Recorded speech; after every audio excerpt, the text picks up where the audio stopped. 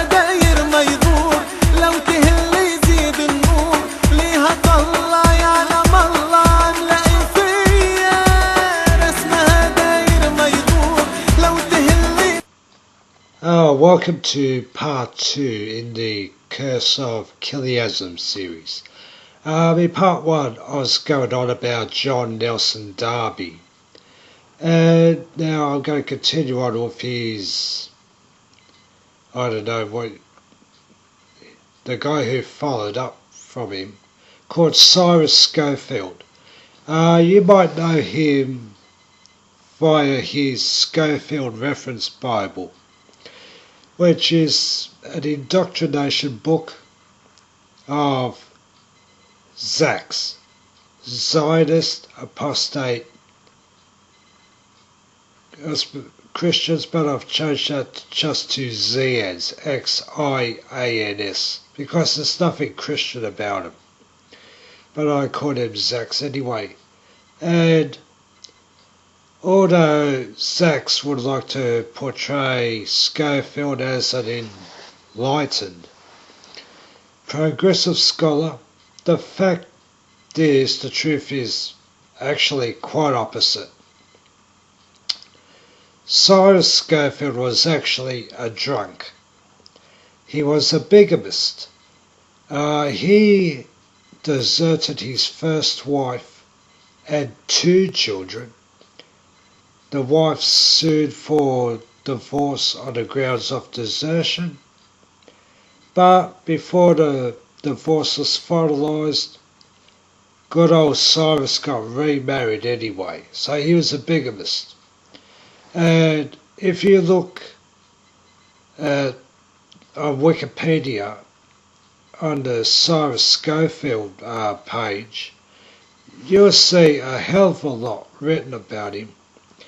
And this will speak for itself. He was a politician, the Kansas House of Representatives, and in his duties he was accused of stealing political donations. He was accused of taking bribes, particularly from railroad companies who were expanding at that time.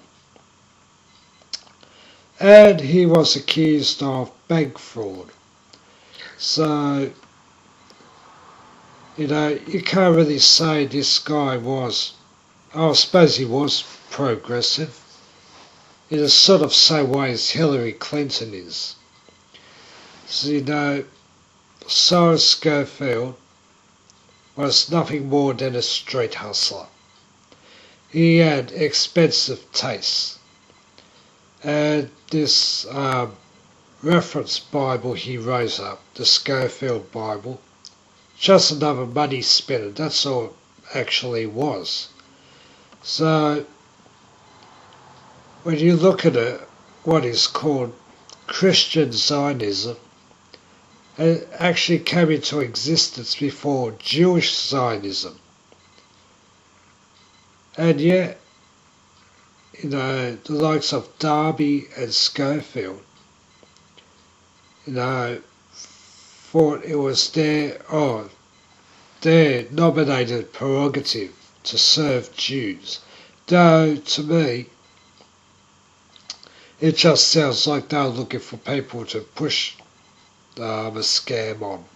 Nothing more. And when you consider it, you know, both John Nelson Darby and Cyrus Scofield were lawyers by profession. You can read into that what you will. And what do we have now? John Hagee with whatever crap he goes on now, how Jesus wants us all to serve and save Jews. We have to give all the money to Israel. You know, if those 3 guys, if their actions don't sum up why Christian Zionism is not a bad product, then I don't know what does. Rewriting the Bible in their image, nothing to do with God. But now we're going to deal with the issue of messianic Judaism. Now, although people think the term messianic Jews, it refers to people who are Jews who just happen to convert to Christianity. Well, this certainly is not the case in the slightest. If you convert to Christianity, then that makes you a Christian, true? And not a Jew or some sort of Jew or whatever. You become a Christian, you believe in the Lord Jesus Christ, then you are a Christian, not some bastardized Jew. Are there Jews who have converted to Christianity?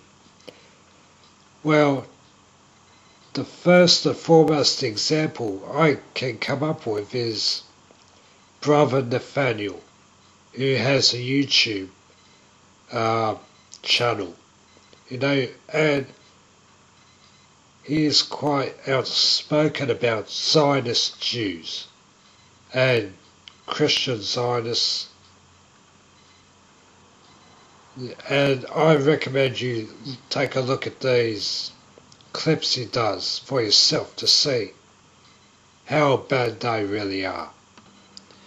Now, Messianic Judaism is for Jews only. They don't seek to recruit Zaks or, at best they regard Zaks as associates, or in reality just brown-nosing stooges, that and nothing else. Now, one has to look at Messianic Judaism as a punk movement set up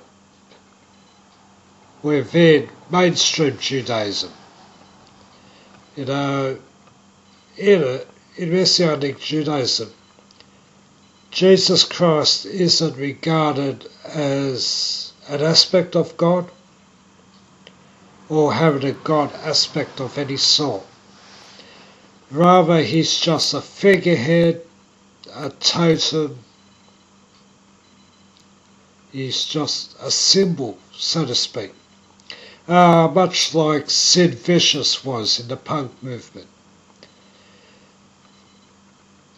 Jesus Christ is respected by, these Messianic Jews, not because of who he was, or what he did, or what he said, but rather he's like a Jewish anti-hero who got the Goyim, non-Jews, to worship him, as mainstream Judaism aims to do for all Jews in regards to the Goyim. The Goyim, that's us, the non-Jews, you and me. So Messianic Judaism has remodeled Jesus Christ into some sort of punk Buddha. The Zaks are not in on the joke, so they are the butt of it. And indeed, there's anyone else who falls for this spin. So, let's say a Zaks, or anyone else for that matter, wants to become a kosher Christian. How would they go about it? Well, first they would have to convert and be accepted into mainstream Judaism They would have to study for a period, possibly between 1 and 3 years. They would get instant acceptance depending on what they can do for Zionism or global Jewry. I mean, instant acceptance occurs to people who are politicians, celebrities, financial wizards, and so on. Now, if a wannabe convert is poor or they're nothing exceptional, then they'll be discouraged. Because if you want to convert to Judaism, you can study till you go to a Bet Din, which is like a tribunal to decide whether or not you're good enough.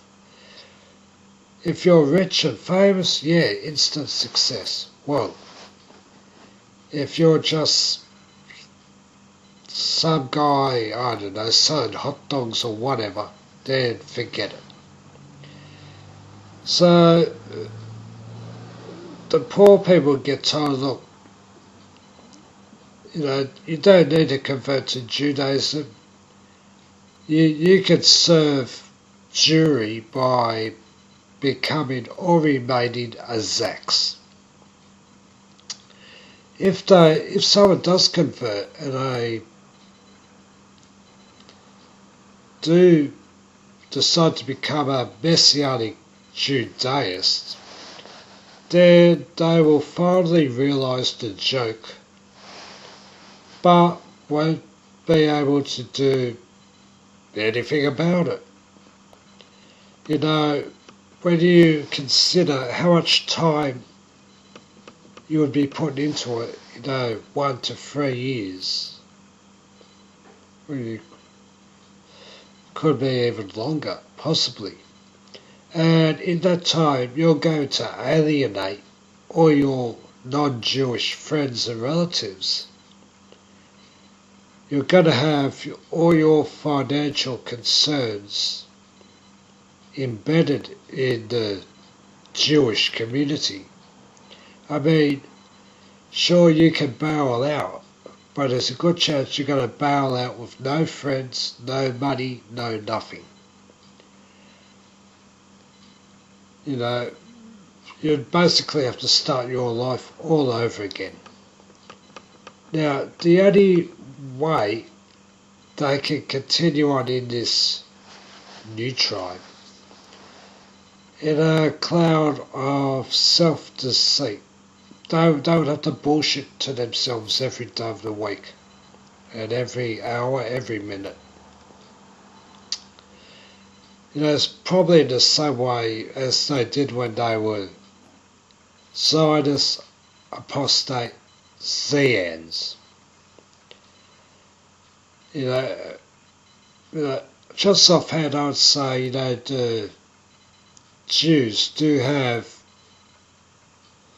let's say, a very large amount of people with mental psychoses, neuroses. This could be the result of bullshitting yourself. And plus the fact, they try to say, oh, we're descendants of Abraham. At some stage or another, they must realise that they are not. So,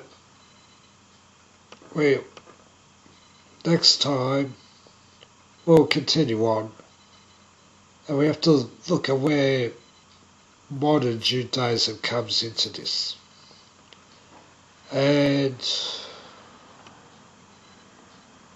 yeah, there's still a long way to go.